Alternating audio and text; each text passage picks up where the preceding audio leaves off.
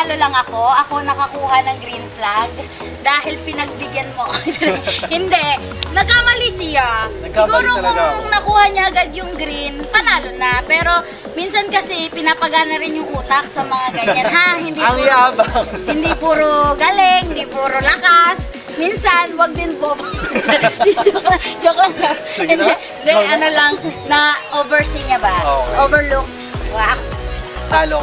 Ako, parang hindi ko kaya sumakay ng mag-isa dito. Kahit sa tanang buhay ko. Kasi parang feeling ko kung mamamatay man, ba't ako lang? Dapat dalawa kami. Loko-loko. Diba? So, mas masarap sa feeling na may kasama ka, diba? May hawakan ka ng kamay. Tama. Kung gusto nyo i-try, dapat may kasama kayo. Mas lalakas loob mo. Ito nga, hindi ko nasakay, pero kinaya. Hindi ako, mas gusto ko talagang mag-isa. Wow! Mag-isa siya. Ayoko talaga, pero mas okay na talaga na dalawa kami. Kasi kung malaglag ako, may hahawak pa. Tama.